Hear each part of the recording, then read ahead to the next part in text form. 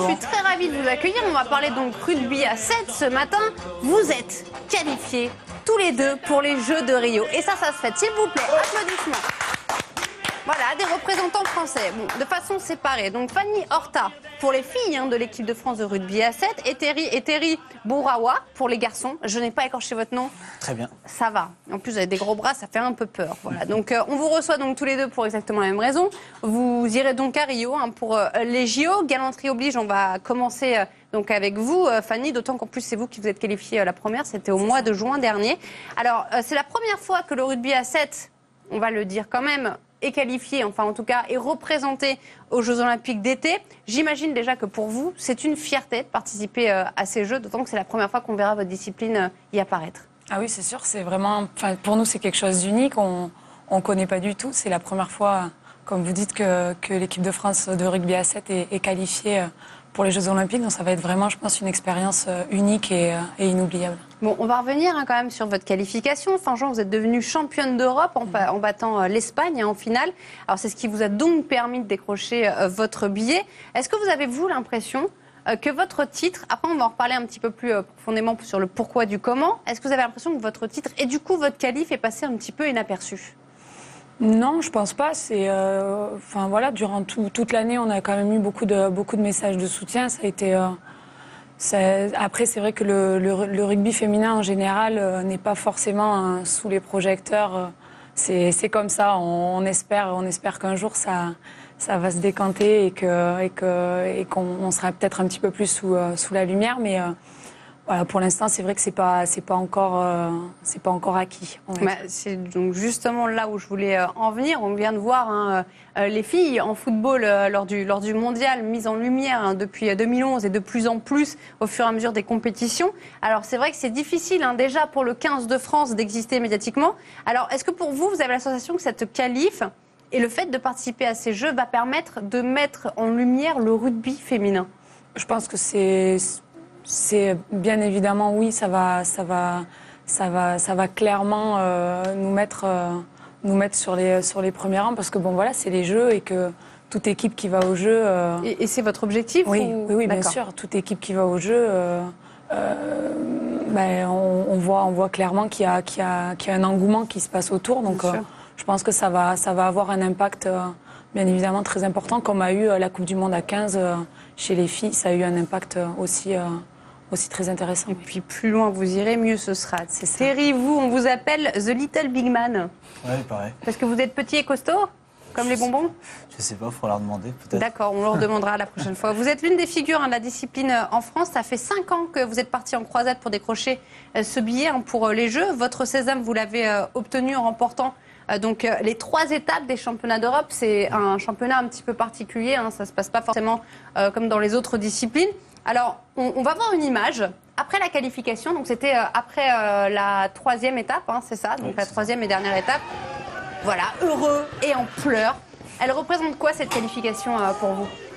Ça représente 5 ans de travail, 5 ans d'un projet olympique où parfois on a eu des doutes, où souvent on a douté, où souvent ça a été compliqué. Et voilà, aujourd'hui, beaucoup de soulagement, beaucoup de fierté. Je suis super fier de ce que l'équipe de France elle a fait, aussi bien les filles que les garçons. Je suis super fier de mes camarades. Et voilà, je suis super fier que le rugby à 7 soit aux Jeux Olympiques et qu'on fasse partie de l'aventure. Alors vous, votre histoire, elle est un petit peu particulière et elle est un petit peu plus du coup chez les garçons parce que c'est vrai qu'il y a un vrai projet autour du rugby à 7. Vous êtes l'un des premiers contrats fédéraux, donc dans la discipline. C'est une discipline qui est toute récente chez nous en France. Et vous avez un parcours assez peu banal. Voilà. Est-ce que vous pouvez juste nous raconter d'où vous venez ? Moi, je viens de Eure-et-Loir déjà, où c'est pas forcément le pays du rugby. Et puis après, j'ai comme tous les joueurs de rugby presque été faire mes gammes à Brive, le sport-études. Et donc dans le 15, vous avez commencé par dans le le rugby 15. à 15, on vient tous du rugby à 15.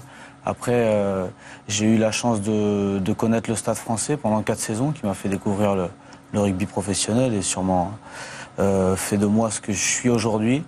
Et voilà, et puis il y a 5 ans de ça, l'aventure olympique s'est proposée à moi. Et étant joueur, étant rêveur, je me suis dit que c'était une opportunité qu'on pouvait pas laisser passer. Une belle opportunité parce que vous avez un contrat fédéral du coup qui vous permet de vivre du métier de rugbyman tout simplement sans avoir forcément explosé en tout cas en 15, mais vous êtes vraiment une figure du rugby à 7. Alors ce qui est étrange juste par rapport, si on fait un parallèle avec le 15, c'est qu'en fait vous n'êtes qu'en équipe de France. Voilà, c'est ça. C'est quoi votre vie en fait tous les jours Notre vie, on a une vie de privilégié. C'est-à-dire que mon club, c'est l'équipe nationale, quoi. J'ai la chance à chaque sortie de jouer pour l'équipe nationale. Et voilà.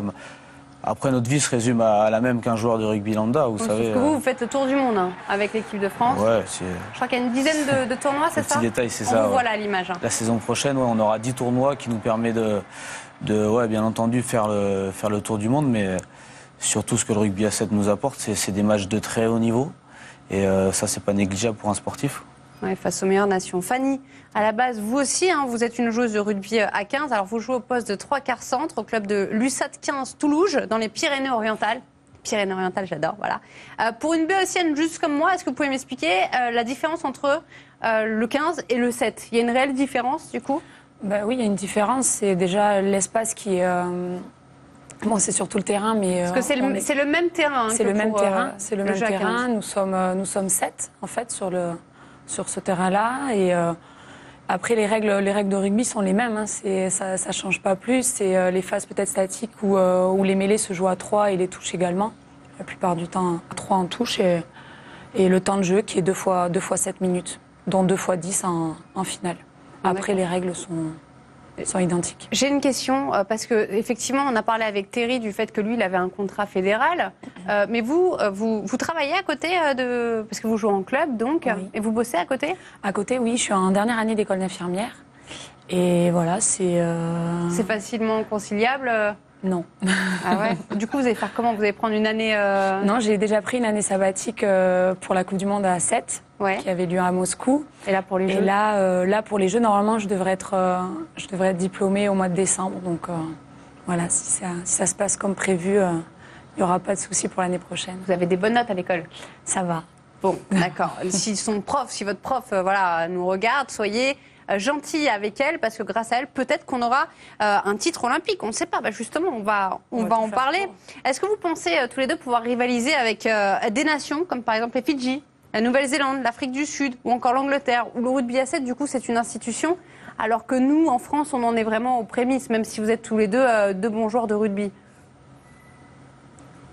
Qui répond à la question méchante? Après, l'avantage qu'on a, je dirais, pour la compétition olympique, ce sera que c'est sur un seul tournoi, quoi.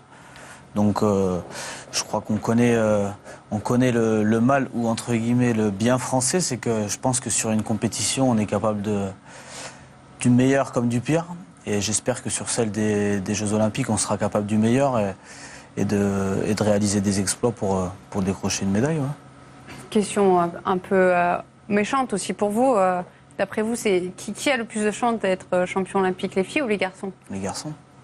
Ah ouais, lui, il répond direct. Alors, les deux seraient vraiment la cerise sur le gâteau. Mais si on regarde la hiérarchie mondiale, sans forcément vous comparer, parce que c'est toujours malheureux.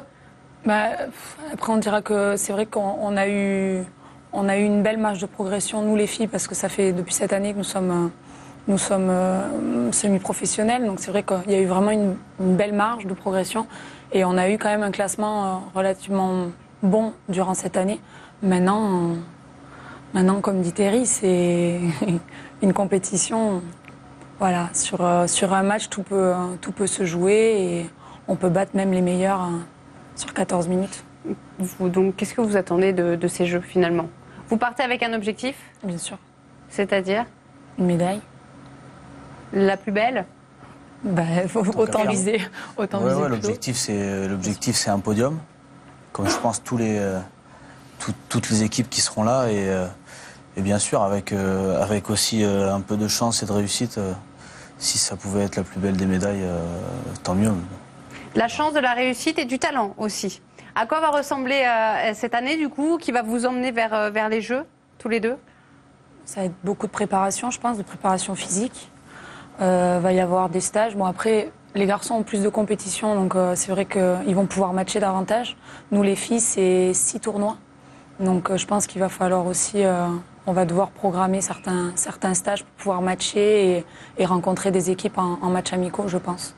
Bon merci à tous les deux. En tout cas, je vous souhaite bonne chance. Et puis revenez nous voir pendant votre préparation pour voir un petit peu où vous en êtes. Et on se testera un petit peu au rugby à 7, si ça vous dit. Donc Fanny et Terry qualifiés donc tous les deux pour les JO donc de Rio l'année prochaine. Voilà, en rugby à 7. On parle de tous les sports, c'est cool. Merci à tous les deux. Merci beaucoup. Je vous rappelle juste ces informations principales.